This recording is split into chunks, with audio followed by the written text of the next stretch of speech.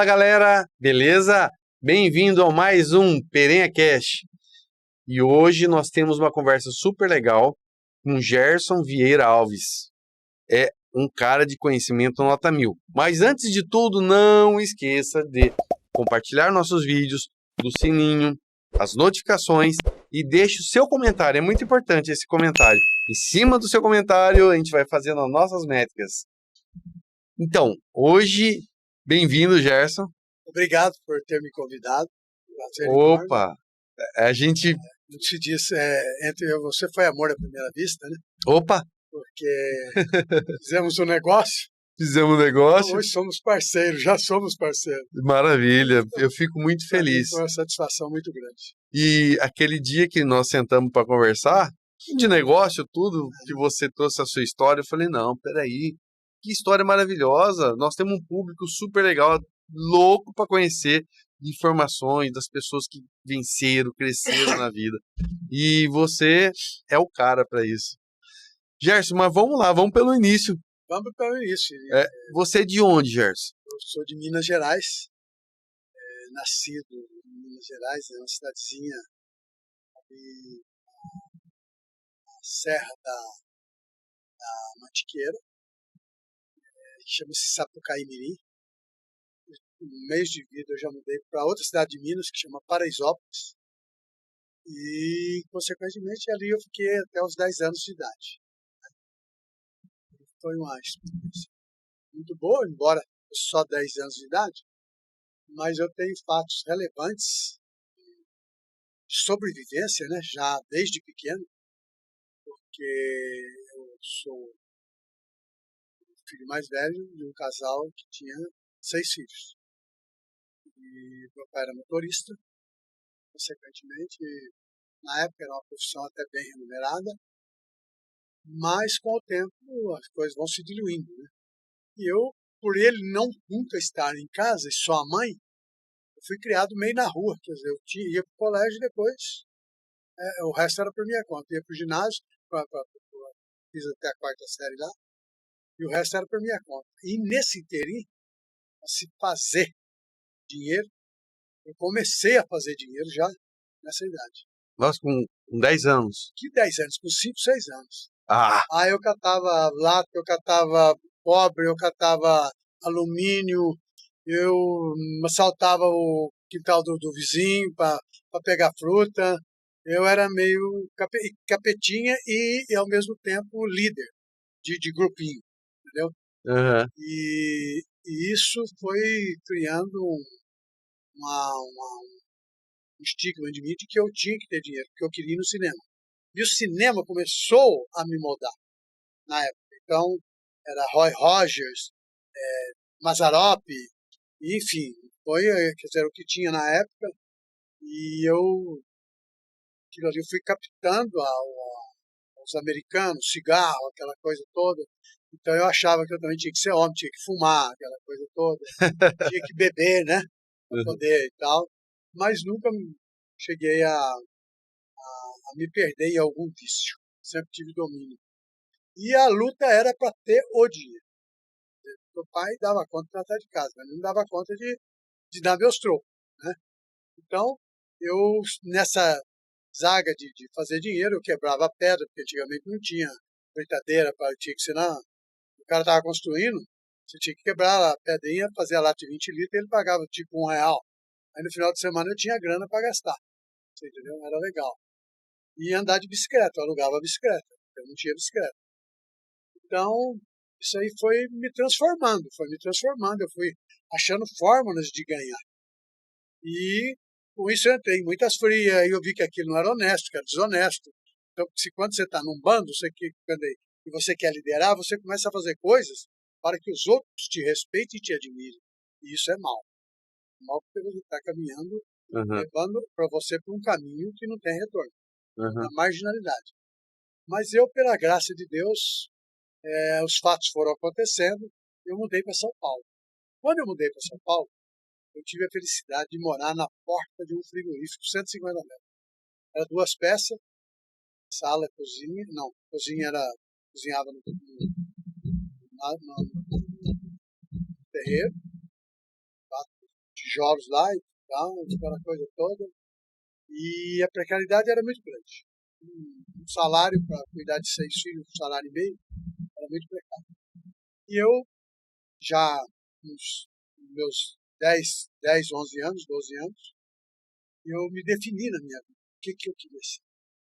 A falta e a miséria era tão grande que eu falei assim, ou eu quero ser açougueiro, porque eu gosto de comer carne, ou padeiro, porque eu gosto de comer carne. Então, Essa é boa, hein? eu nunca parei de estudar, sempre fui ao colégio por minha conta, porque ninguém mandou eu ir no colégio. Concluí a quarta Você série. gostava do conhecimento. E queria ser diferente. Tinha um sonho, eu queria ser advogado, eu falo. Tenho facilidade de convencimento, de transmitir coisas, então, falei, pô, vou ser advogado. Mas, com 12 anos, eu fui para a porta do matadouro para pedir um pedaço de carne. Era um matadouro municipal, mas tinha uma portaria, era difícil entrar lá dentro. E eu tive a sorte que o porteiro era um pernambucano muito de idade. Eu cheguei lá no primeiro dia e não tive como entrar. Mas eu abri todos os portões para ele sem ele precisar levantar do banco. Ele ficou meu amigo. No segundo dia eu cheguei lá, ele me recebeu, me deu café e eu abri o portão para ele outra vez. Ele não sabia da minha intenção. A minha intenção era entrar para dentro. Para entrar para dentro eu tinha que fazer amigos. E eu consegui fazer um amigo. Esse amigo meu fez com que eu entrasse lá dentro para ajudar ele a carregar a carne. E você começou, na verdade, você entrou no porteiro, fazendo amizade com ele. Eu convenci ele de que eu era gente boa, né? Molequinho ajeitado. Bom de lábia mesmo, né? Bom de lábia. Uhum. E conclusão dos fatos. Fui e o cara, ajudei ele a carregar miúdos e tal, porque eles faziam prestação de serviço e o cara tinha que carregar a carne dele. Uhum. E eu ajudei ele, embora tivesse 12 anos, mas o que eu pude fazer de força eu fiz, carreguei. E nesse dia eu levei carne para minha casa. Foi uma festa muito grande. Porque eu tinha experiências passadas de vizinhos. Tinha uma vizinha, eu tinha mais ou menos 11 anos, 11 e pouco. Ela falava assim, Gerson, você pode ir no açougue comprar carne por mim? Eu disse, posso. Então tá aqui, ó, você traz 2 quilos de acém, eu não sabia o que era acém. Para mim aquilo era carne, tudo para mim era carne. Você me traz 2 quilos de acém e traz para mim 1,5 kg de carne moída. Aí eu, já na minha inocência e malícia, eu falava, bom, vou pegar 2 quilos, vou falar para o cara tirar 300 gramas dos 2 quilos, pôr no pacote separado. E da moída de 1,3 kg, eu vou falar para ele tirar 200 gramas e pôr no outro, para mim pôr no meu arroz lá em casa. E eu chegava lá, ela olhava, eu ia na mão assim e falava assim, Gerson, mas parece que aqui tem tão pouco. Eu falei assim, ó, eu sou açougueiro que pensou, eu não vi. Você entendeu? Então, quer dizer, já tinha malícia. 12 anos, já estava dando desperto. De querer levar vantagem em alguma coisa. Aí vem a parte que você tem que corrigir. São coisas que você não... É impróprio, principalmente pela minha idade que eu tinha. Tá, mas ela não pagava nada pra você, nem falava assim, não dava, nem nada. Então... Mas, de qualquer forma, era ilícito o que eu estava fazendo. É claro, claro. Assim como quando eu jogava 21 e marcava as carnes e tomava o dinheiro dos meus companheiros. Também era. Então, quer dizer, eu era líder. Quem tinha dinheiro era eu, na turminha. Quem fazia as coisas absurdas era eu. E quem encarava as brigas era eu. Você entendeu? Então, eu era líder de verdade. Eu era líder de bandinho, mas de verdade. Em consequência disso, eu entrei dentro desse matador e comecei a fazer favor para um, para outro. E quando não tinha o que fazer, eu ia para uma sessão que chama Sessão de Miúdos, e ficava trabalhando de graça para o frigorífico até a chegada do próximo cliente, que eu ia servir ele. Entendeu? Então, isso eu criei uma habilidade muito grande com a faca, uma agilidade, uma rapidez muito grande, que eu sou possuidor dela até hoje. Entendeu? E, consequência disso, um belo dia lá, peguei muita carne, pega de um, pega de outro, tal e tal. Eu falei, hoje eu não vou trabalhar. Porque eu estudava até 10 horas da noite, 10 e pouco. 11 horas chegava em casa e para levantar às 3 horas da manhã, quer dizer, a matança começava às 3 horas da manhã. E era, embora fosse pertinho, mas era um sacrifício que eu tinha que fazer, todo dia. E um belo dia eu peguei e falei, não vou mais. Hoje eu não vou, tem muita carne, tem carne salgada, tem carne... Eu já tinha até caderneta dos vizinhos que eu estava vendendo carne para os outros. E aí eu peguei, não fui, chegou um cara lá, um chefe dos miúdos, que é o daquela sessão. Pô, cara, estou precisando de você lá. Eu falei, mas como? Eu não vou hoje lá, não. Eu tenho muita mercadoria, não estou... Já tô lotado, o estoque tá cheio. Hoje eu não vou lá. Ou não, você vai sim, porque o fulano de tal, que era o chefe do abate, né, do frigorífico, falou, vai fichar você. Aí, desempregado, aí eu quero. Aí fui. E realmente eles ficharam, eu com 12 anos de idade. E eu, desses inteirinho, eu era um cara diferenciado dos outros demais. 90% eram pessoas de cores, que foi captada no Rio de Janeiro, de Barra Mansa, de Queimados, de Nilópolis, de Nova Iguaçu, porque foi lá que os portugueses constituíram os frigoríficos no Brasil. Então, o Vale do Paraíba não tinha profissional. Então, ia-se buscar o profissional lá, dava-se casa para ele, dava tudo e tal, porque senão não tinha como tocar uma empresa. Entendeu? Então, eu misturei com esse pessoal. Pessoal carioca, cheio de alegria, muita, né? E 99% analfabetos. E eu sabia escrever. Então, eu escrevia carta para as mães dele, para a irmã, para o pai, né? E eu não cobrava. Eu escrevia a carta. Né? E isso foi com que eles começassem a adquirir um respeito por mim. E eu comecei a liderá-los sem eles sentirem que eu estava liderando eles. E me tornei um cara polivalente, porque eu sabia fazer todas as partes dos bois. Ah, faltou fulano em tal lugar, manda o Gerson lá. Faltou o serrador, manda o Gerson. Ah, faltou o corteador, manda o Gerson. Ah, não tem marreteiro, manda o Gerson. Então o Gerson virou um polivalente. Conhecia tudo. Tudo dentro do ramo. Agora, Gerson, hoje no boi tudo se aproveita, né? A exceção do berro, que tentaram fazer buzina, mas o povo não aderiu. Não estocaram a buzina. Do resto, tudo que você pensar. Nossa. Os cílios dele são vendidos para a indústria de cosméticos. Fazemos aí o pincel de barba, né? Tem muita coisa. Sério? Até os cílios do boi? O sebo é transformado em sabonetes, óleos vegetais misturados e é introduzido inclusive na própria manteiga. Tem óleo animal. Não é só vegetal. Ele dá o sabor, né? Uhum. Então, a farinha de carne até então é vendida como comestível para confinamentos, para granjas, né? Uhum. E então tudo no boi. Então você já conhecia tudo dos cortes, tudo. Do chifre e casco faz cola, né? A cola você usa feito. A cola é feita com chifre. Isso, justamente. Era feito do chifre na época minha, do chifre dos cascos. Né? Então, o aproveitamento é total. Total. E também tem a área de medicinal, que é o fio de cirurgia. Tem uns fios lá que eles usam do intestino do boi, que eles tiram e são essenciais até então era, porque não tinham sintéticos.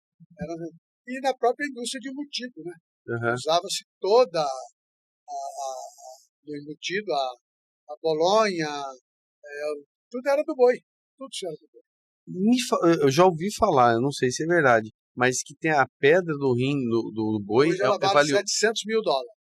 Quilo. $700 mil. O quilo vale $700 mil. E você já chegou de cortar ali e ver a pedra? Quando eu estava com o frigorífico, há 2 anos atrás, a última venda que eu fiz 280 mil. Com a pedra do rim? Uma venda. Nossa! Uma venda. Que maravilha. Mas assim, e para que é utilizado? Ela por si só, ela, por exemplo, a Baixada Cuiabana, ela é boa de pedra. Região leiteira é boa de pedra. Região de engorda, fraco de pedra. Porque a proximidade dela com o ser humano, o animal, ele causa doença no animal. O ser humano é transmissor de doença no animal. Consequentemente, uma vaca leiteira tem muito contato, ela é portadora porque o índice de remédio que ela tomou afeta a bilis dela. Consequentemente, cria-se a defesa do organismo, vai criando essa bilis, Essa pedra. pedra da bilis. É. E o mercado é chinês e japonês. E o que eles fazem com essa pedra? Alguns dizem, eles usam ela medicinal, tem um valor imenso para eles. E também tem as indústrias de ostras, que são criadores de ostra. Eles colocam a pitadinha dela dentro da ostra para que saia a pérola. Nossa, Ela cria a pérola. que legal. Então é por isso que ela é muito cara. E como a quantidade é muito pequena, Uhum. então você trabalha um mês às vezes, para juntar 100 gramas. 100 gramas hoje é 70 mil. Nossa. Não, 1 grama é 70 mil. Nossa, Deus. É 70 mil, 7 mil 1 grama. Nossa. Então, quer dizer, é muito dinheiro, né? Pois é. Então, Mas voltando lá onde Tá. você estava lá na. Tá. É. Aí, desse frigorífico, com 15 anos, estava completando 15 anos, entrou um sócio novo no frigorífico. E nós todos fomos solicitados a ir lá receber ordenou o pagamento. E ele era o distribuidor e queria conhecer cada um por um. E quando chegou a minha vez, eu assinei. Todo mundo usava a almofada, né? Uhum. A almofada tá aqui. Digital tá, empurra. Não, ele só faz isso aqui. Não, peraí, você conhece essa aqui? A digital é quando você coloca, certo? Aí, por extensa, é quando ele espicha o dedo. Aí pegou eu de jeito, né? E me mandou, eu peguei a caneta, né? E fiz essa assim. Quando ele viu isso, ele falou assim, mas como? Eu disse, não, eu estudo. Assim, aí ele pegou o cartão de frequência e falou assim, espera aí, você sai que hora? Eu falei, eu saio 10 horas. Chego aqui 11 horas. Ele falou assim, não, mas eu não estou vendo nenhuma falta sua aqui. Como que você dá conta de estar aqui 3 horas da manhã? Na hora que eu durmo em cima da cama. E os meus amigos, os colegas, me chamam na hora que começa o abate. Mas aqui é muito frio. Eu falei, não, eu durmo ao lado do motor. É para o motor me aquecer. Ele falou assim, senta ali que depois nós vamos conversar. Deixou eu por último. E aí, quando eu fui para o escritório dele, ele mandou eu falar um pouco da minha vida. E aí eu falei para ele que eu não faltava, não tinha vícios nem nada. E aquilo para mim era muita responsabilidade. Na época, já com 15 anos, eu tinha um aluguel, tinha cuidados médicos com as minhas irmãs, 5 irmãs, um irmão e 4 irmãs. E eu era o responsável por uma série de coisas de ordem financeira dentro do meu lar. Então, eu sou provedor até hoje e porque eu nasci provedor.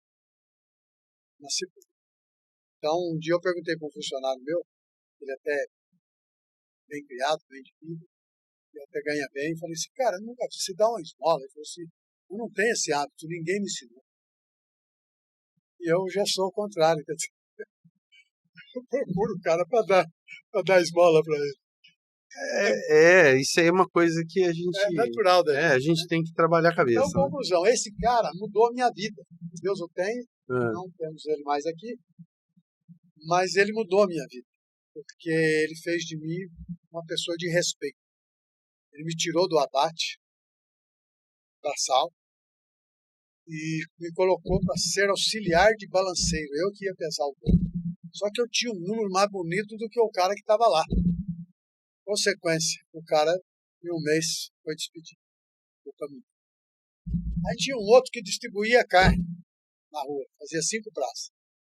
Campo do Jordão, Mogi das Cruzes, Jacareí, São José dos Campos, Vale do Paraíba. E eu vi que eu tinha condições de fazer o cabeçalho dos clientes um dia antes e eu, no outro dia, pesar aquela medida. Sem ser necessário ele só fazer aquilo e depois ir embora. E eu fiz exatamente desse jeito, fiz o cabeçalho para ele. E aí esse cidadão chamou eu e falou assim, pô, não estou vendo mais o cara trabalhar e tal, o que está acontecendo? Eu falei, não, é que eu já deixo tudo pronto para ele. Bom, então você não precisa dele, é só você pesa o boi e pesa a carne para a rua. Eu falei, exatamente. Não, então vou dispensar ele. Dispensou. Me chamou lá posteriormente, um mês depois, e eu de um salário que eu recebia, ele me passou para 4 salários. Então, para mim, aquilo virou uma fortuna. Porque meu pai ganhava um e-mail. Então, eu, no meio disso tudo aí, tem as bonificações que ele me dava, em consequência do meu trabalho, do rendimento que eu dava para a empresa, e eu saí na rua para comprar uma bicicleta, que o meu sonho era ter uma bicicleta. Com 16 anos, quase. Estava completando 16 anos. E eu cheguei lá, falei, se eu posso fazer um test drive nela aqui, uma Monarch, aquela que tem uma argola lá no meio, esqueci o nome dela. Eu disse, pode, eu peguei, andei um pouquinho, voltei e falei assim, rapaz, não é isso que eu quero. Porque desde os 14 anos eu já sabia andar de moto e dirigir. Entendeu? Aí perdeu a bicicleta. Aí eu falei, olha, não é o que eu quero. Aí eu peguei, fiz as minhas contas, falei, eu vou lá atrás de uma lambreta. Fui lá e comprei uma LI, que só as pessoas de posse tinham na época. Filhinho de papai, aquela coisa toda, iê, iê, iê e tal, né? Então, aí eu me tornei o bicho da goiaba. É, Para mim, aquilo foi um... foi o máximo, andar de Não, lambreta. não tem como explicar para você, não existe. E eu fui nessa trajetória até os 17 anos. Com 17 anos, um amigo, eu sabia fazer de tudo, soçava, fazia tudo. E era muito bom de conta. Eu aprendi sozinho as porcentagens que tem no traseiro de boi, no dianteiro, na costela, tudo certo. E comecei a usar isso, teoricamente, até para outras pessoas que não tinham entendimento. Ah, mas tal, quanto vai pesar o traseiro desse boi que morreu hoje? Olha, tá tantos quilos. Como é que você sabe? Aquela maquininha que você apertava antigamente e fazia assim, Sim. eu aprendi a mexer com ela e eu, quer dizer, matematicamente, eu sabia tudo. Já fazia tudo ali. Já fazia tudo. Então, consequência dos fatos. Eu tenho um amigo que hoje está teve um Alzheimer. Tive a grata alegria de receber um chamado de vídeo para me falar com ele, porque ele voltou do Alzheimer e queria que eu pegasse o avião e fosse lá para ver ele. Como eu não estou tendo disponibilidade, eu peguei, ele está com 77 anos, eu peguei e falei com ele por vídeo. Ele ficou muito emocionado, eu também. Foi o cara que me deu o primeiro açougue na minha vida para tocar de sociedade. É meu amigo de infância. Prezo pela recuperação dele, o tempo que Deus deixar. E dentro desse parâmetro aí, nós ficamos 6 meses juntos, eu e ele, Na sociedade não na açougue. sociedade. Mas eu vi que não tinha espaço para dois, só tinha para um. Porque ele era ativo demais e eu mais ativo do que ele. Então, quando você encontra dois bicudos não se beijam. Se não tiver um, ou casamento, mesma coisa. Se não tiver um para ceder, o casamento não vai para frente. Alguém tem que abaixar a cabeça. E eu não abaixava a minha por nada. Eu era ganancioso ao extremo. Eu queria vencer, eu queria ser, eu queria ter. Eu era uma coisa assim. Eu dormia 2, 3 horas por noite e queria ganhar de todo jeito. E aí entrei, saí do colégio, entrei na admissão e falei, bom, só tem um jeito para eu ficar rico. Eu me tornar advogado. Né? Advogado antigamente era... Hoje tem milhões. Na época era menos e eles usavam os carros bons, então eu servia eles os açougues. Então eu via que era um povo diferenciado. Eu assim, eu quero ser advogado. Não tem vocação para outra coisa. E eu, então, tinha tal da admissão. Aí fui na admissão, passei na admissão. Aí fui para o primeiro colegial. Quando eu entrei no primeiro colegial, eu estava num ritmo muito acelerado, assim, financeiro, no açougue, ganhando dinheiro e tal, levantando de madrugada, fazendo arte de todo jeito. Sonegação, aquele rolo todo. O boi era 20% do imposto dele. Então, se você conseguisse ganhar um imposto de um boi, se fosse hoje, ele daria no mínimo R$ 1.000. Então, naquela época, era humanamente impossível você pagar o imposto de 20%. Já era difícil. Então, hoje é 2,5% e tal, quer dizer, tudo é controlado, beleza. Foi ótimo. Então, eu, nessa zaga de ganhar, de fazer, eu comprei a parte dele e ele não queria vender. Eu falei assim, não tem problema, o açougue que você me deu é seu, mas é seu. Eu já tenho um ponto aqui na esquina, vou mudar para lá, você coloca o seu açougue e eu toco lá. Eu falei assim, não, eu não vou ser seu concorrente de jeito nenhum. Eu falei, então, beleza, você me vende sua parte. Beleza, tudo certo, beleza, tá ótimo. Como parceiro a vida inteira, todos os sentidos comerciais. E aí eu comecei a minha zaga. Saí da Lambreta, comprei um TL velho, ranquei os bancos dele para poder carregar as coisas. Depois comprei uma Kombi. E quando eu fiz 18 anos, eu fui obrigado a ir para paraquedista no Rio de Janeiro, Batalhão Santos Dumont. Aos quase 20 eu voltei, porque eles me seguraram lá 1 ano e 6 meses, porque não tinha profissional para substituir eu no rancho, que eu é que desossava a carne de todo mundo e cortava. Eram 3 pessoas só, eu era uma delas. Então, tinha regalias lá dentro. Mas você chegou a saltar muito de paraquedas, então? Não, no período que eu servi até que eu saí, foram acho que 16 saltos. E aí, qual que é a sensação? O primeiro é que você tem... Eu já tinha saltado das torres. A torre é 15 metros. Ela dá um impacto mesmo do avião. Só que o avião tem um barulho. E você vai na porta dele que ele vento quase arranca a sua cara. Então, na verdade, você não salta, né? No primeiro salto... Você é jogado. Até o quarto, quinto salto é pé na bunda. Você é jogado lá de cima. E você conta 1.000, 2.000, 3.000, 4.000, 5.000 e olha para cima para ver se abriu. Se não abriu, você vai no reserva. Você entendeu? Meu pai sempre falou isso para mim. Ele é paraquedista, mas também foi do PQD. Eu sou PQD. Que legal, que maravilha. E tive em cima disso uma grande decepção. Porque eu sofri muito lá. 50% da minha educação de conhecimento de hierarquia eu adquiri lá, respeito eu adquiri lá, porque eu não tinha respeito, não tinha hierarquia. Eu era o cara que eu vou fazer e acabou, e fim de papo. Entendeu? Eu era até, de certa forma, temido por outras pessoas, porque eu era inconsequente. Hoje eu vou fazer uma roleta russa e tal, farol, vamos lá? Vamos lá, então eu vou fazer passar para lá e para cá, Calambreta. Entendeu? Sem juízo. Não tinha. E lá eu passei que eu fui expulso do tiro de guerra por desrespeito ao sargento. Por isso que eu tive que optar pela força especial. Eu ser infante, então beleza. Aí chegou lá e eu fui fazer a mesma coisa que eu quis fazer com o sargento, bateram em mim. Bateram, e os caras fortes demais, vinha 4, 5 de uma vez. Então, eu vi que quanto mais eu falava, mais eu apanhava. Quanto mais eu respondia, mais eu apanhava. Se eu avançava, eles eram mais fortes do que eu. Eu falei assim, cara, o jeito é baixar a cabeça, porque senão eu não quero deserdar. Eles queriam que eu deserdasse. Falavam, vai embora daqui, rapaz, ninguém te convidou, você é voluntário. Some daqui, rapaz. Paulistinha vagabundo. Paulistinha vagabundo. Então acabava comigo. Você vê que o Rio ainda tem. O São Paulo tem essa rixa, né? Seu pai é vivo aí? Meu pai é. Pergunta para ele como é que é o tratamento lá, que ele vai te falar pra você. É tratamento do cão. Meu pai fala para mim que na época o exército mandava tanto que quando tinha no morro lá que acontecia de um estupro, nós que subia.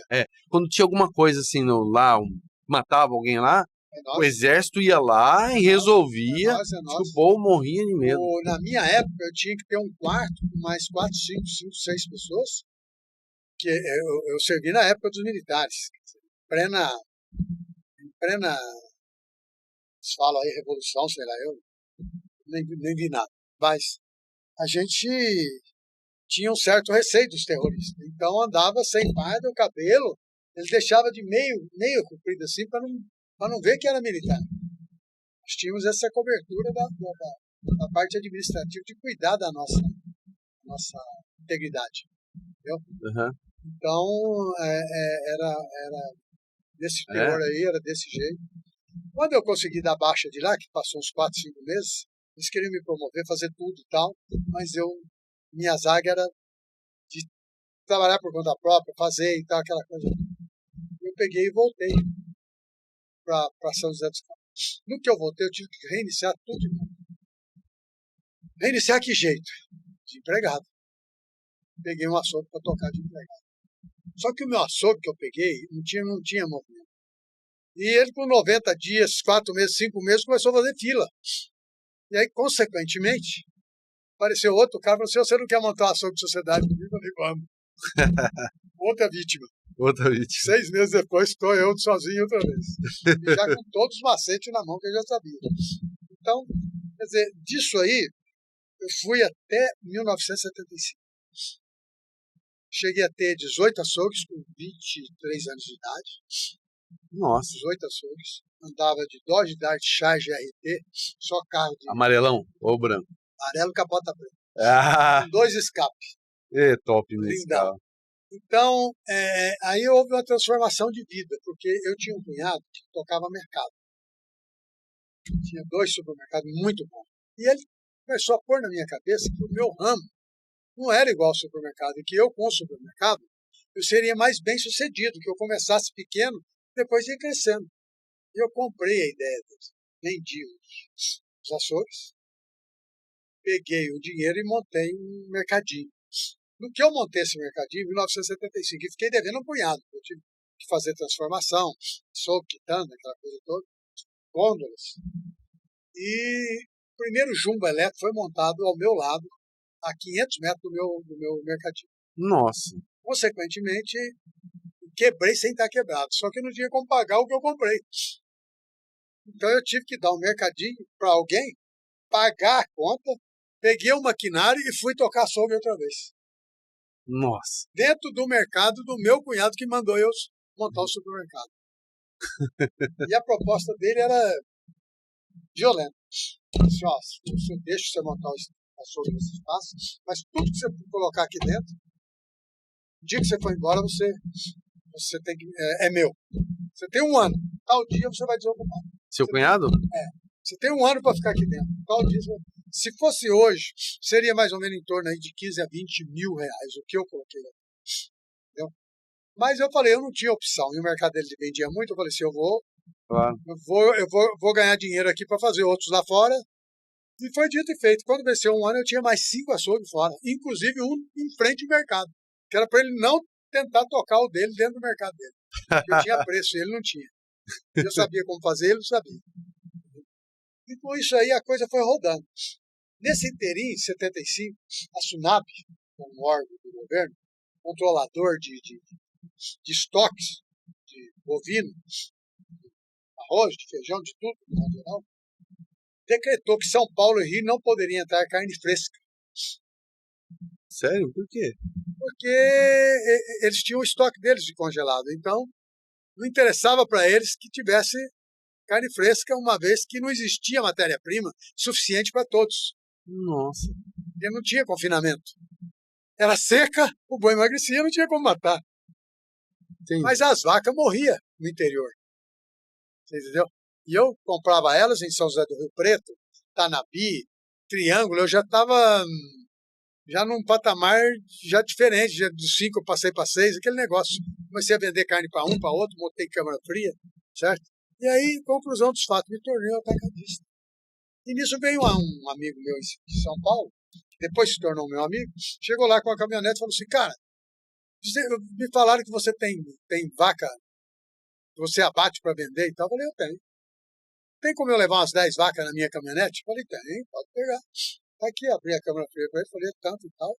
Pegou, pagou e foi embora. Aí voltou mais uma vez, 2 vezes, 3 vezes. Pegaram ele. No que pegaram ele, ele parou. Falei, não, eu não vou mais não. Perdi aquela caminhonete de carne e tal. Carne clandestina, blá, blá, tudo próximo. Falei, não, então eu vou levar aí para você. Peguei e comprei 2 Kombi e comecei a puxar. 6, 8 cabeças cada. Eu começava tipo 6 horas da tarde e parava 4 horas da manhã. Dava 2 viagens de São José dos Campos a São Paulo. Entregando essa mercadoria. Mas o ágio era tão grande que eu levava, por exemplo, quando eu levava 8, eu ganhava no mínimo 2, 3. Nossa, Porque era todo bom. mundo queria carne fresca, ninguém queria congelado. O povo queria carne fresca. E tem diferença. Tem diferença, é lógico. E com isso aí, eu fui crescendo. Cheguei a ter 4 Kombi. E aí os caras começaram a me pegar. A rodoviária começou a me pegar, ali na Dutra. Chegando ali em Guarulhos, tem uma subidinha na Dutra, e eles... Aí vai daqui, aquela coisa, né? Leva uma costela, leva um dianteiro, mas a coisa foi ficando difícil, cada vez mais. Aí eu falei assim, caramba, eu tenho que dar um jeito e eu não posso parar. Que eu, em cima do que eu estava ganhando, já tinha constituído dívidas. Aí eu comprei um basculante de carregar areia. Lonei ele e colocava 40 vacas dentro. E desmontava ela tudo em cima de um galpão lá na Lapa. Então, quer dizer, essa foi a trajetória para se ganhar o dinheiro para chegar onde eu cheguei. Aí eu cheguei a ser um grande atacadista e comprei um frigorífico. Primeiro um interposto muito grande, depois um frigorífico, em 80. Nesse interim, quando aconteceu esse fato no Mercadinho, que o Júnior mudou do lado, eu tentei o garimpo em Itaituba. Eu atravessei a Transamazônica inteirinha, desde Marabá até Itaituba, e gastamos 10 dias para atravessar ela, porque atolava muito, esperava os outros ir lá tirar aquela coisa toda. Né? E eu teve um dia que acabou a roupa, acabou o chinelo, e tinha dinheiro no bolso. Então, quando eu vejo as pessoas falando assim, vai chegar um dia que você vai ter dinheiro e não ter o que comer, eu sei o que é isso. Eu andei 40 quilômetros atrás de um prato de comida. Nossa. E achei ele. Foi a primeira vez que eu comi carne de macaco. Sério? Eu sabia o que era e estava gostoso demais. Então, quer dizer, essa é outra história. Fiquei lá um período de 90 dias. O rio não subiu, não choveu para mim poder passar as cachoeiras para ir aonde nós precisávamos. Nós fomos em 4. Mas você chegou de montar o garimpo, então? Não cheguei. Fiquei hospedado na cidade esperando o rio subir. Aí E desistiu. a chuva atrasou e o rio não subiu. E aí o dinheiro foi acabando. Aí a dona da pensão chegou em mim e falou assim, olha, senhor Gerson, não tem como deixar você dormir mais, que eu tenho que dar lugar para outras pessoas, porque eu vivo disso aqui. Uma pensãozinha. Eu vou colocar uma rede pro senhor aí na varanda. O senhor dorme aí. Arrumou a rede, porque tinha muito pernilongo lá. E, então arrumou a rede, eu deitava na rede e tal. E dormia lá. E quando eu tinha que comer, que acabou o dinheiro, eu ia no açougueiro lá e falava para ele, tem uma vaca para me desossar aí. Aí quando você vai cobrar? Não cobro nada. Você me dá um almoço aí, tá bom. Entendeu? E com isso eu fui sobrevivendo. Tudo na sua vida sempre estava ali virado pra carne. a carne. Não, escreveu, não leu, caía na carne. No quartel, motorista, todo mundo ergueu a mão. Datilografista, açougueiro, não tinha nenhum. Eu falei, não vou ser açougueiro aqui. Aqui eu não vou ser açougueiro. Eu não vou ser açougueiro aqui. No meio de 5 mil homens, vou ser açougueiro? Ah, quem não tem profissão, do lado esquerdo. Do lado esquerdo. Amanhã, quem não tem profissão, 6 horas da manhã, 7 horas da manhã aqui, depois do rancho. Cheguei lá. Quando cheguei lá, aquele monte de picareta e chatão. Uhum. Falei, o quê? Sou açougueiro. A faca ela é minha. Na hora, né? Já deu nó. Entendeu? Então, conclusão dos fatos. Minha trajetória foi muito assim, contundente. No Mercadinho eu tive um fato de ordem espiritual, que eu tenho que contar esse fato, porque tem pessoas que não acreditam em sonhos e nem na espiritualidade. E ela existe. Eu estava determinado, pensando que eu tinha muita vergonha de ter sido o que eu fui, e depois ver meu nome. Antigamente o protestado saía no jornal. Então lá, Gerson virava tal, no protesto. Não tem jeito, eu vou acabar com a minha vida, vou largar a mão disso. E quando eu comecei a mentalizar isso... Isso em que ano, mais ou menos? 75. 75. E aí, quando eu comecei a mentalizar isso, uma bela noite, a minha esposa trabalhava comigo, trabalhava no caixa, eu tinha uma Kombi, e uma bela noite eu sonhei, tinha 4 elementos na mesa, dois assim sentados, um aqui, outro aqui, e eu aqui no meio. E eles falaram para mim, falaram assim, olha, o que você está passando, você não se apavore, você vai ser uma pessoa muito bem de vida, só que você precisa ter experiência. O que você está passando hoje são coisas que você vai usar por toda a sua vida. Você precisa dessa experiência.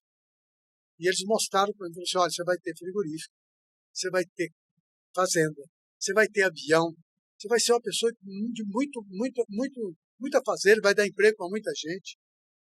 Aguenta firme, não faz nada do que você está pensando, você entendeu? Você não nasceu para isso, e tal, e tal. Deu aquele monte de conselho para mim. E eu gravei aquilo na minha mente. Levantei, tomei café, entrei na cama com a minha mulher, e falei para ela, você subiando, a toda alegre, ela falou assim, o que aconteceu? Você viu o passarinho azul? Eu falei, não, eu vou ser rico. Ela falou assim, como? Eu falei, não, aconteceu isso, assim, assado. Ela falou assim, ó, eu tinha um marido quebrado, agora eu tenho um marido louco, vou ter que internar você. Entendeu? Bom, conclusão dos fatos. 75. 78 eu comprei o primeiro entreposto, que eu ou vendi posteriormente por uma fortuna. Não vou falar em valores, mas foi bastante caro. Vendi para uma organização que me pagou direitinho, um povo sério, honesto, que são os adventistas. Pagou certinho. E, consequência disso, eu comprei esse frigorífico em 78 e 80. Eu mudei para Santa Fé do Sul, arrumei um sócio lá, eu deixava o cara na venda e eu comprava o boi no mato, para fazer todo o esquema, aquela coisa toda. Então, eu fui para Santa Fé do Sul, fiquei operando ali num triângulo entre Mato Grosso do Sul, Minas e Goiás. Eu era o cara. Eu tirava dali mais ou menos umas 500 cabeças por semana. Nossa. Um particular, menino, moleque. E morando em Santa Fé do Sul, depois eu mudei para Guararapes. E depois eu fui para São José do Rio Preto. Morei em Araçatuba, depois fui para São José do Rio Preto. Minha cidade. Aí eu peguei em São José do Rio Preto, cheguei lá, tinha o tal do Frigo Oeste, do Abner, já falecido também, amigo meu. E falei, ó, você deixou eu bater aqui? Eu falei assim, não, aqui é só meu, eu ocupo isso aqui, não tem então. Tudo bem, beleza. Eu comecei a matar no frigorífico dos outros. Ia para Guararapes, ia em Araçatuba, Santa Fé do Sul, Birigui, aonde dava que eu comprava um boi que estava mais perto, eu levava. E aí, quando foi um dia, 4 horas da manhã, o porteiro do meu prédio me chamou. O senhor Abner, que é o dono do Frigo Oeste, quer falar com você, lá em Rio Preto. Aí cheguei lá e falei assim, ó, cara, tô pegando meu avião, tô indo embora, você vai lá, assume o frigorífico, que você fica me enchendo o saco a vida inteira para matar lá, então agora o frigorífico é seu. O fulano e o ciclano vai comprar o boi com você, porque você não tem o conhecimento que eles têm, e você vai tocar o frigorífico, que eu tô com um problema muito grave, eu vou ficar fora. Pegou o avião dele e pá, pra São Paulo. Sumiu. Eu fiquei com esse frigorífico, tocando ele 1 ano e 8 meses. Sociedade com os compradores. Ele vendeu o frigorífico? Não, era dele. Só que ele ficou administrando de longe. E os advogados que cuidavam das dívidas. Uhum. Os caras pressionando eu para pagar eles. Eu falava, eu não tenho nada com isso. E não tinha mesmo. Eu estava tocando a minha vida. Não tinha nada a ver com. Comprava no meu nome, tudo. Firma minha. Não tinha. Aí, quando eu vi que eu tinha dinheiro suficiente para me desligar da sociedade, eu fui para Votuporanga e comprei um matador de porco e converti ele para porco. Então eu matava 60 boi por dia e matava porco. Aí eu fui ampliando ele, ampliando, pus ele para 500 bois por dia nessa ampliação. E já não abatia mais 100, só 500 bois por dia e tal. E ali eu cresci demasiadamente. Ao ponto de ter, na época, com o dinheiro que eu vim para cá, uma fortuna razoável. Comprei avião, tudo, porque lá não tinha boi para nada de safra, eu vim para cá para comprar boi. Como eu cheguei aqui, tinha um matadouro na Várzea Grande, a Sadia, e tinha um matador na Várzea Grande, chamava Frigobar. Eu fui lá para conhecer o dono e ver se ele me apresentava para alguém que me vendesse boi, porque eu não conhecia ninguém. Nessa uma, ele falou assim, não, cara, eu te vendo no frigorífico. Eu falei, não, você tá ficando doido. Ele falou, não, vendo. Mas quantas cabeças você mata por dia? Não, mato 100, 120 cabeças. Dá pra me levar embora aqui. Mas levar como? Não tinha CIF, não tinha inspeção federal. Tinha que ter inspeção para poder sair fora do estado. Né? Mas eu era o Gerson. E o Gerson topa tudo. E encara tudo. Eu encarei de novo.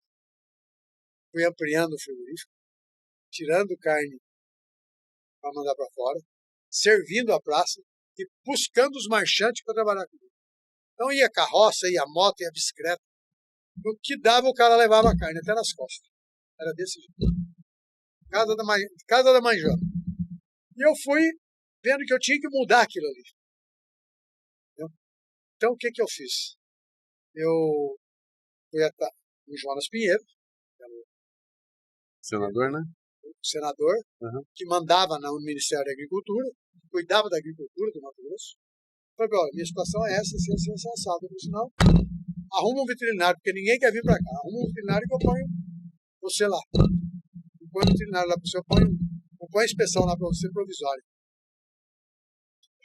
Tinha que encarar a Sadia. Tinha que encarar a Sadia, porque eu seria concorrente da Sadia, porque eu ia estar legalizado. E aí o que aconteceu? Eu peguei um cara de cor que trabalhava para mim lá em São José dos Campos, trouxe ele para cá e ele era mulherengo, gostava de fazer barro. Levei ele no Bataclan, paguei todas as contas, arrumei umas 10 mulheres para rodear ele. E aí ele não sabia a minha intenção. Não sabia por que eu estava. Olha a arte, eu já vi aqui que tem coisa errada. Aí, outro dia eu cheguei nele e falei assim, cara, e aí, como é que foi? Ele já meio de ressaca. Eu disse, rapaz, aqui é bom demais, né? Eu falei, mas por que é bom demais? Ele falou, não, aqui não tem distinção de cor. Cuiabá não tem preconceito. Lá em São Paulo, eu sofro preconceito. Eu já estou há 3 dias aqui, rapaz. Rapaz, esse lugar aqui é maravilhoso. Eu falei, então vem cá, eu vou te dar uma casa para você. Vou dar a casa. E você vai ser meu veterinário aqui, assim, assim. Mas eu não consigo a transferência de lá para cá. Eu falei, não, eu tenho uma pessoa que consegue.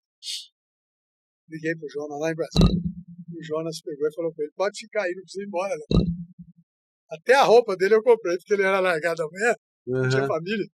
Do jeito que ele veio, ficou, já não voltou mais. Caramba, mano. Você entendeu? Então foi um...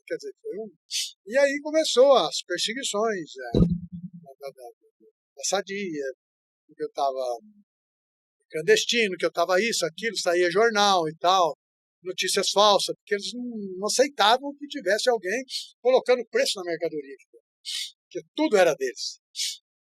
Então, conclusão dos fatos. Isso durou muito tempo, mas não me atrapalhou eu em nada. Eu dava aborrecimento, mas atrapalhar não atrapalhou em nada. Aí eu peguei, fui crescendo, cheguei a 600 boi por dia.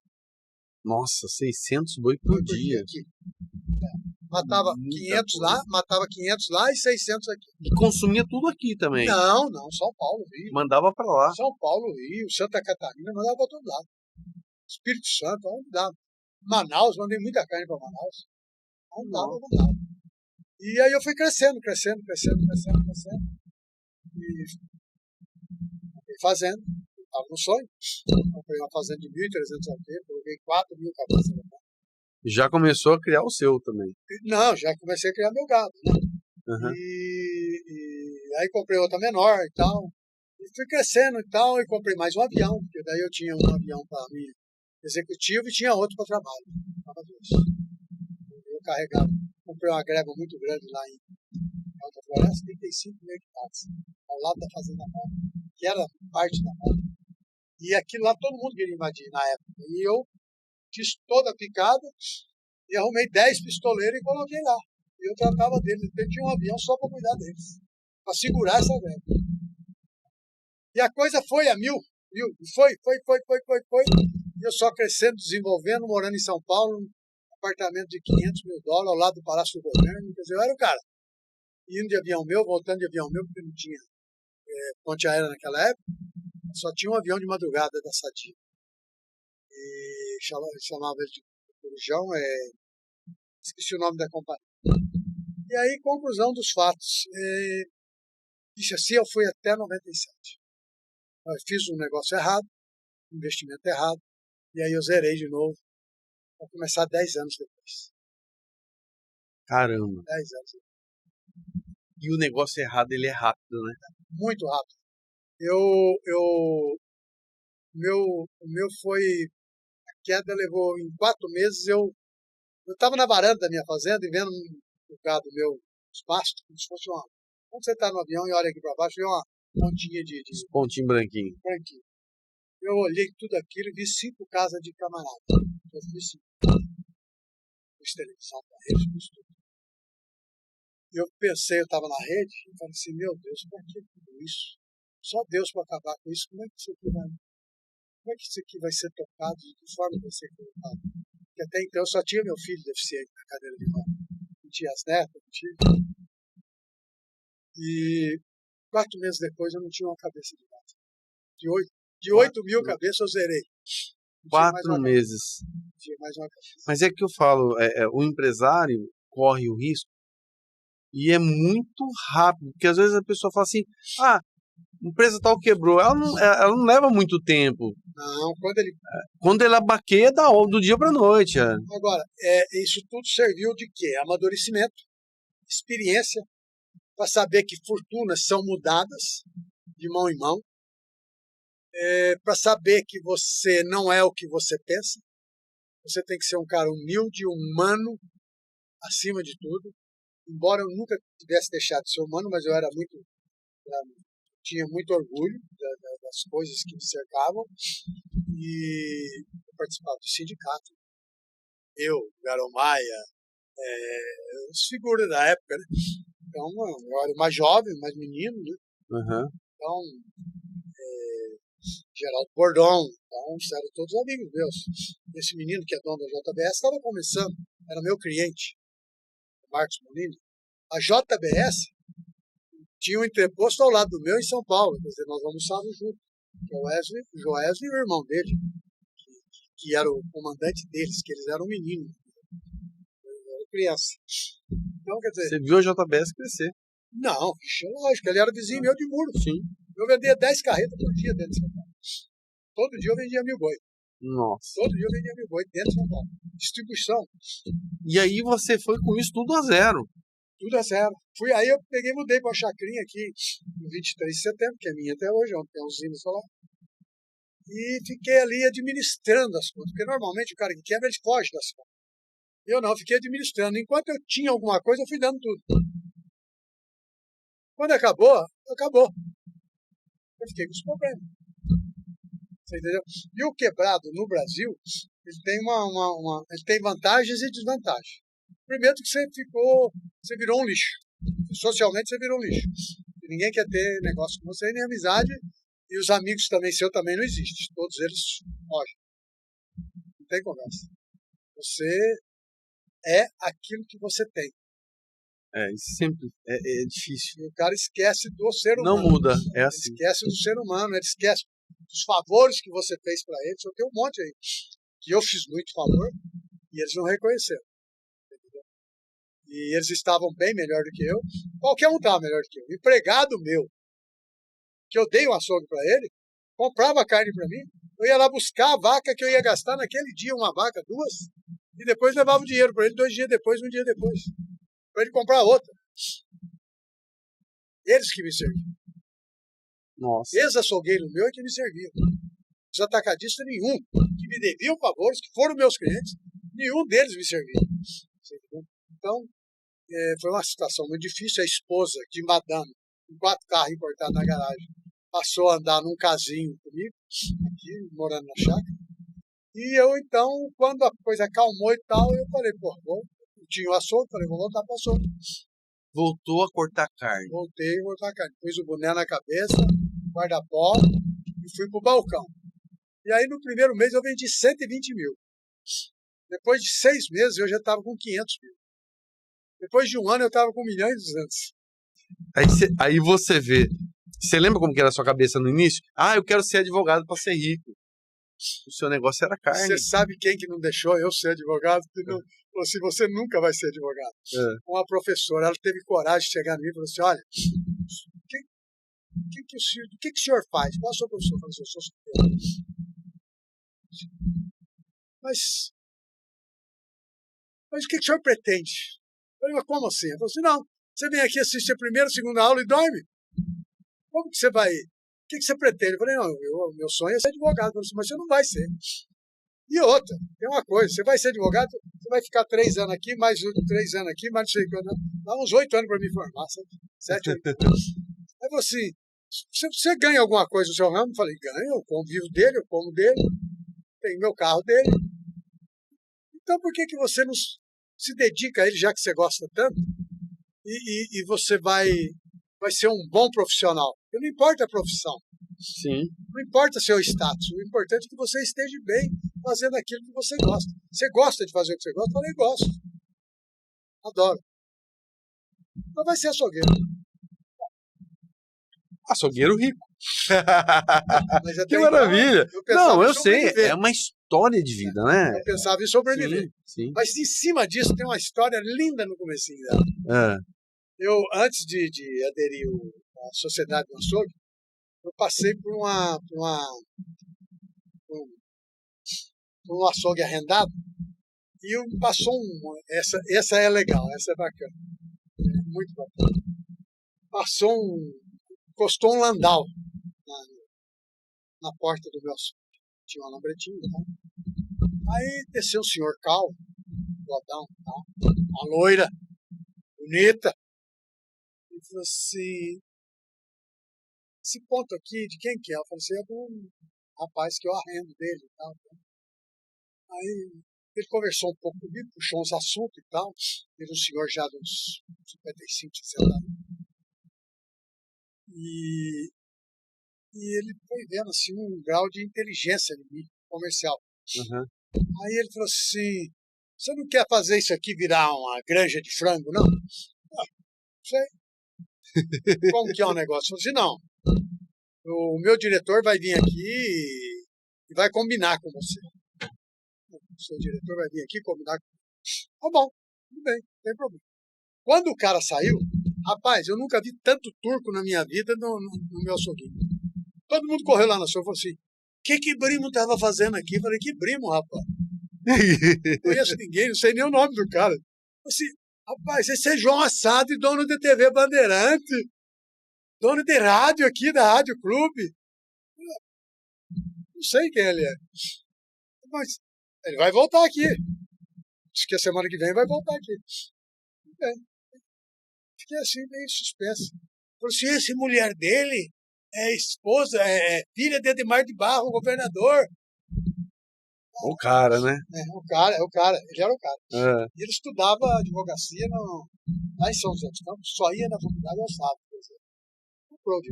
Certamente. Que o filho dele não saiba disso. Eu tô falando, o filho dele sabia. Parece com ele demais. Aí, conclusão dos fatos. Lá vem o João Assad, que é o diretor. E me leva pra granja dele, pra mim conhecer a granja. Cheguei lá, eu quase morri de vergonha. Eu nunca tinha visto tanta mulher de biquíni numa piscina só. Tinha até topless. E eu, caipirinha, né? Falei, caramba, e agora? O que eu faço isso bem? Botaram numa mesa, estava lotado de talher. Eu falei, qual que eu pego? Fiquei olhando os outros pegar para mim poder não dar uma gafe ali. Uhum. Senão ia misturar a entrada com a saída e ia virar aquele rolo. Aí, conclusão dos fatos. Eu peguei essa granja desse cara. Cara, essa granja que fez eu ter o próximo açougue.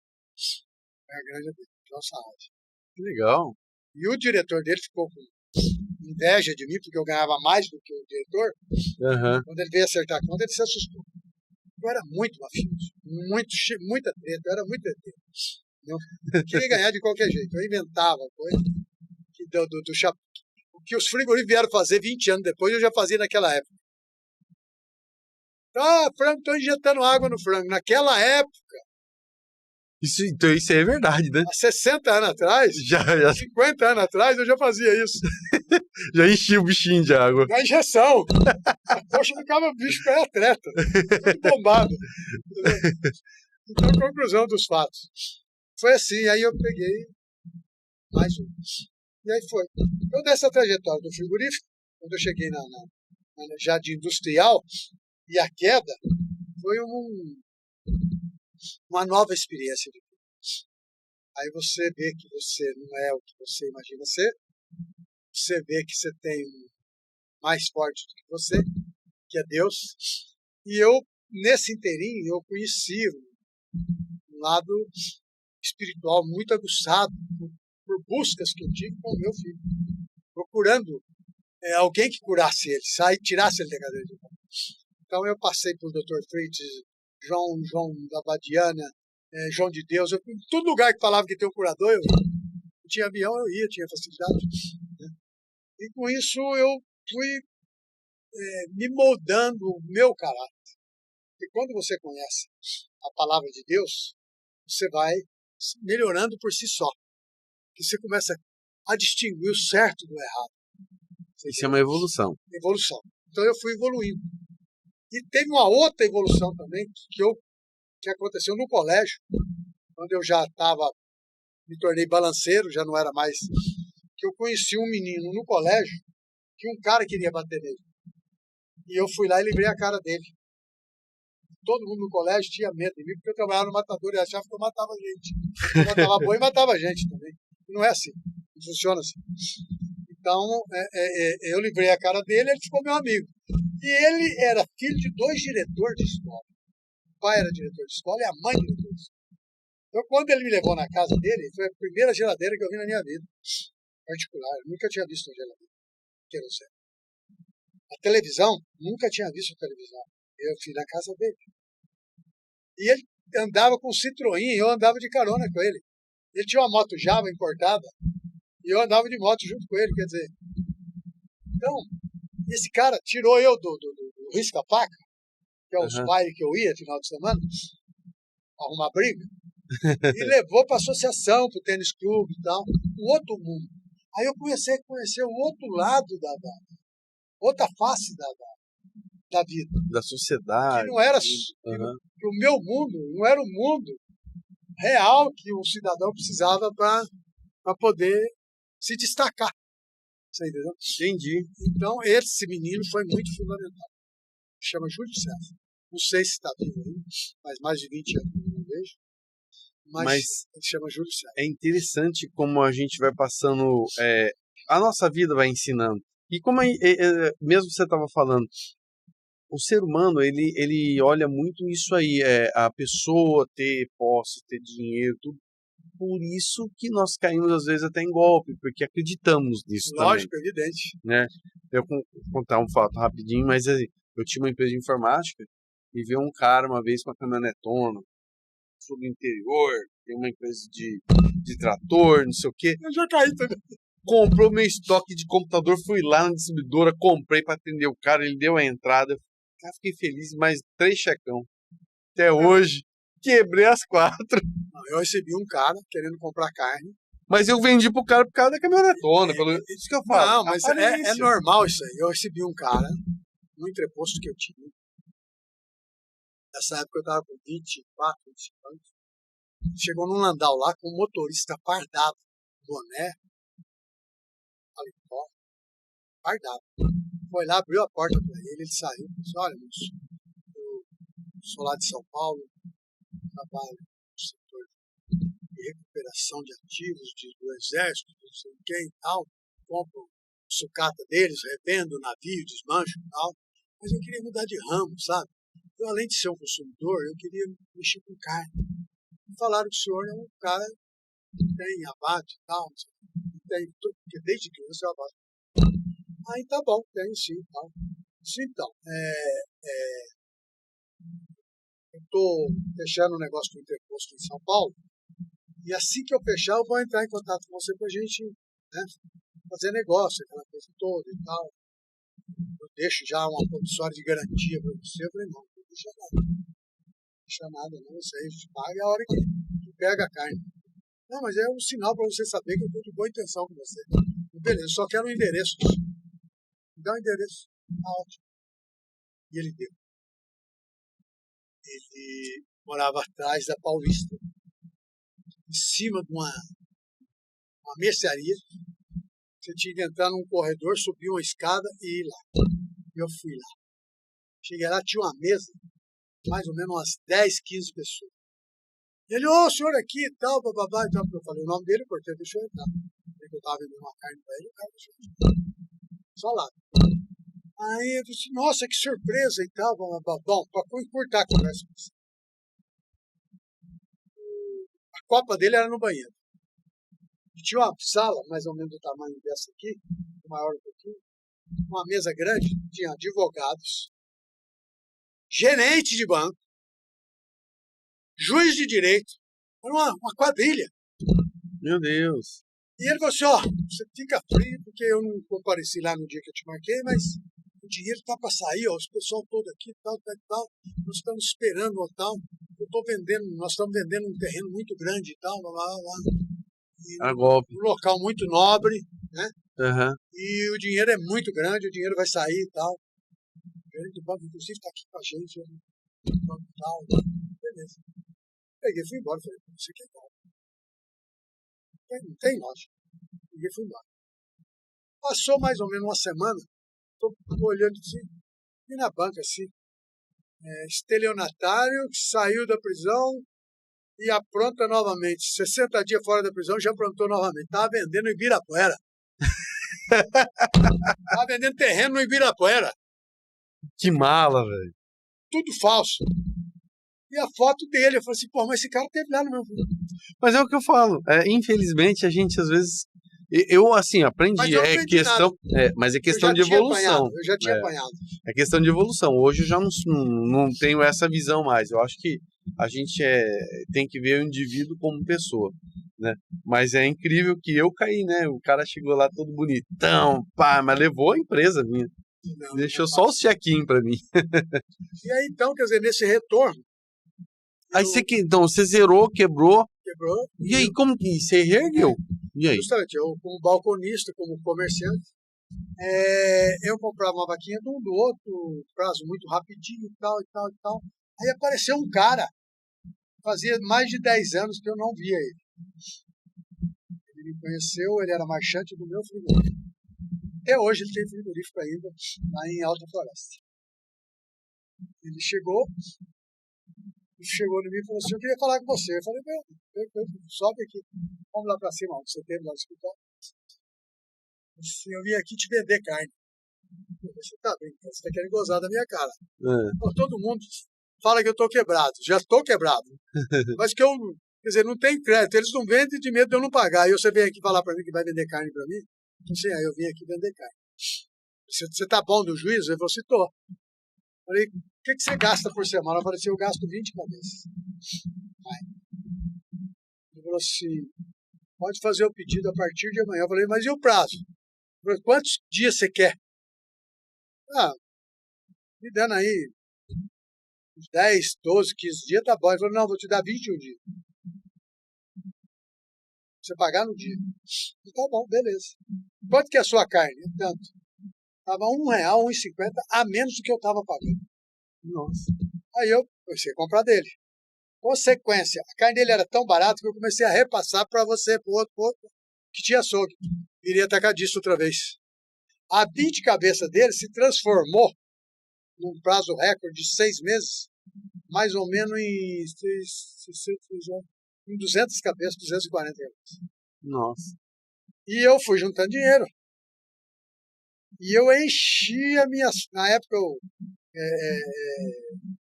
sei lá, eu não tinha nem conta em banco, a máquina era dele, eu não tinha máquina de cartão, a máquina era dele, e o dinheiro eu levava para minha casa e pagava a carne dele. E a carne dele, a primeira carne que ele deu 21 dias, eu paguei com 12, a segunda eu paguei com 10, com 8, fui pagando, assim, tudo rápido. E com isso aí, ele foi crescendo junto comigo. Aí ele tem avião, um dia ele me ligou e falou, vem me pegar no aeroporto. Eu já estava bombando, né? Eu tinha grana para pagar a vista e tal. Aí eu falei assim, vamos na churrascaria. Eu falei, vamos na churrascaria. Chegou lá, almoçando e tal, olhei nele e falei assim, cara, o que deu em você de ir lá aquele dia? Porque hoje o que eu tenho de movimento, o que eu faço, foi você, a minha âncora. O que eu faço para retribuir você? Eu falei assim, não, você já me retribuiu. Mas como? Pô, eu era marchante seu. Eu matava 20 cabeças para mim e matava 80 para você, morando em Rondonópolis. Toda semana, segunda e sexta, eu matava 80 para você e 20 para mim. Aí você chegou lá, todo imponente. Eu usava para Vitória, São Paulo.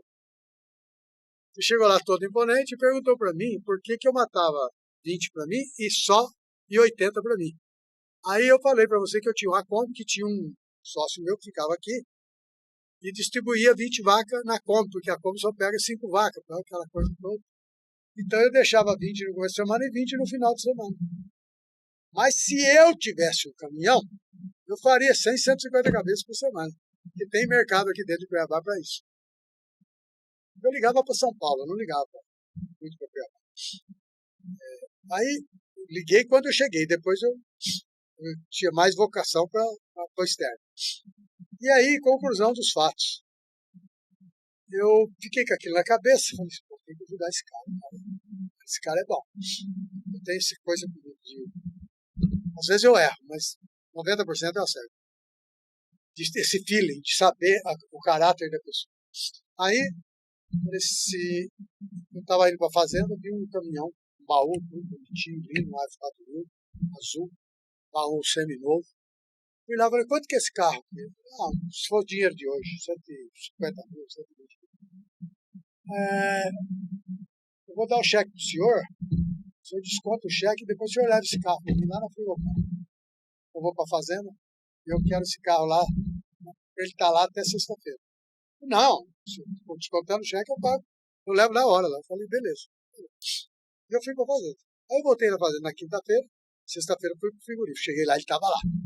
Aí eu, fulano, vem cá. Eu não vou falar o nome dele porque ele está vivo. Eu, fulano, vem cá. Vai lá olhar aquele caminhão lá. Ele olhou, falou, rapaz, bacana esse caminhão. Eu falei, é um desses aí que você está querendo? Ele falou assim, é. Então é seu. Você deu o caminhão para ele? Não, escuta. Ah. Aí ele falou assim, não, mas eu não tenho dinheiro para te pagar. Simples.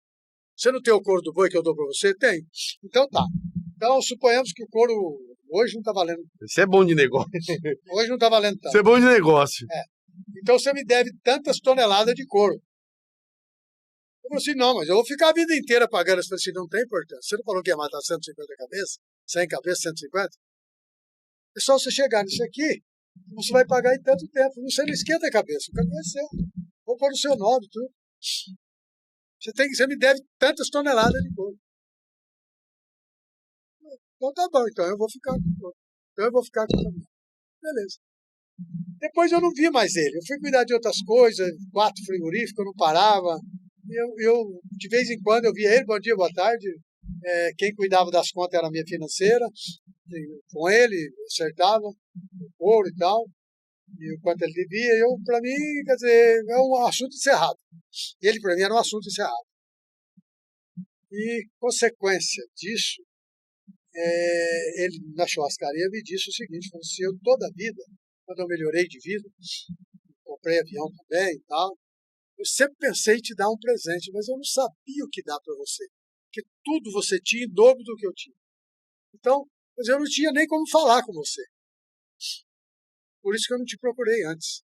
Então, quando falaram para mim que você estava sem crédito, e não tinha de quem comprar carne, eu falei assim, nem que eu perca, para mim não é lucro. Com certeza, que legal. Ele falou para mim, nem que eu perca, para mim é lucro. E ele, então, me deu a segunda chance de vida. Que maravilha. Foi um cara só. Que maravilha, que legal. Eu fico feliz de ver. São histórias dessas aí que você mostra para as pessoas que a gente tem que ser honesto, batalhar, correr atrás, tem que ser esperto. Não adianta também ser bobão que não ganha. Tem que ser esperto para ganhar dinheiro. Tem que ser, tem que ser. Né? O dinheiro não aceita. Bom, eu tenho funcionários mais capacitados do que eu, com vários diplomas, já tive, nessa rede toda minha. CIU, que eles falam, né? Hoje, tomaram o nome dele. Então, eu nem sei o que é isso, mas tomaram. E, consequência, eu ficava pensando comigo, falando assim, como é que um cara semi-analfabeto, como eu sou, e consegue raciocinar, fazer, E chegar ao ponto de chegar no computador e falar para o cara, ó, isso aqui eu quero que faça desse jeito, formula uma fórmula assim para mim, assim, assim, assado, para me chegar nesse resultado. E ele entendeu e foi lá e fez a fórmula. Você sabe por quê? Porque não adianta só estudar, claro, é importante. Mas você tem que saber cortar a carne, conhecer o produto, tem que saber tudo. Você, a vida inteira, foi, voltou, mas a carne foi o que você sempre acertou na sua Não, vida. e a minha esposa, quando eu estava no auge, um dia, nós estávamos lá no Shopping Morumbi, almoçando, e num restaurante de luxo, e ela falou assim para mim, Gerson, se um dia você perder tudo, como que vai ser a minha vida?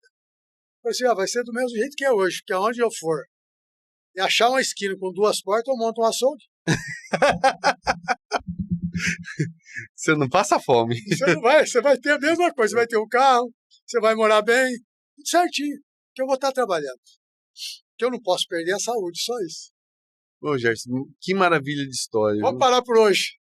Vai ter uma segunda chance, pô, uma segunda, acho que na segunda leva. Vamos ver a reação do público aí. Vamos. Mas olha, eu adorei, foi fantástico, essa história de vida é maravilhosa. É ensinar também para as pessoas que têm que estudar, não é também, você estudou, você fez, você aprendeu uma profissão. E isso que é importante, porque às vezes eu olho o seguinte, não adianta você fazer algo pelo interesse de ganhar dinheiro, você tem que fazer o que gosta. Só ganha dinheiro fazendo o que gosta.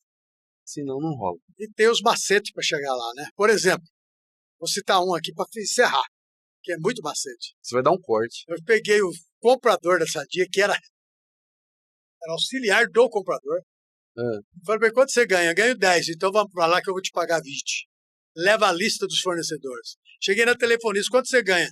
Eu ganho 1.000, então vamos lá que eu vou te pagar 3. Leva a lista dos fornecedores. Então, quer dizer, tem umas coisas desse meio. Essa é a dica, né? A gente pula, mas que foram fundamentais como relacionamento. Sim. Que essas pessoas que foram abrindo o campo, e depois aí veio a minha pessoa em cima da pessoa que ela me apresentou. Expertise no negócio. Existe o trajeto seu, existe as pessoas que compram você de graça. Verdade. Entendeu? O dono da Emal, eu não vou lembrar o nome dele agora, faleceu há uns 5, 6 anos. Eu fui comprar uma boiada dele e ele falou que não vendia fiado. Falou pro meu comprador. Eu peguei o carro, fui lá, ali na Beira Rio, visitar ele e conhecer ele pessoalmente. Ele vendeu o boi fiado, deu o prazo. E sabe o que ele falou para mim na primeira entrevista que eu tive com ele? Se eu fosse mais novo, eu seria seu sócio. Entendeu? Então, quer dizer, Deus também trabalha para poder que tudo isso venha acontecer. Né? Maravilha. Isso aí tem que ter muita consciência, bondade, amor, acima de tudo. Né? E evolução. Eu, nessa andança toda minha, no trajeto todo meu, que eu falei do meu filho, eu tenho ele como um milagre na minha vida, porque pelas netas que me deu, né? E pela família que ele conseguiu constituir, e acima de tudo, porque Deus tem sido bondoso comigo, nunca deixou faltar nada para ele, mesmo eu estando em má situação, eles nunca sentiram falta de nada, e nem sabia que eu estava em má situação. É isso aí. Uhum. É isso aí. É importante a gente ver, tá? São assim, coisas que você passou da sua vida, né?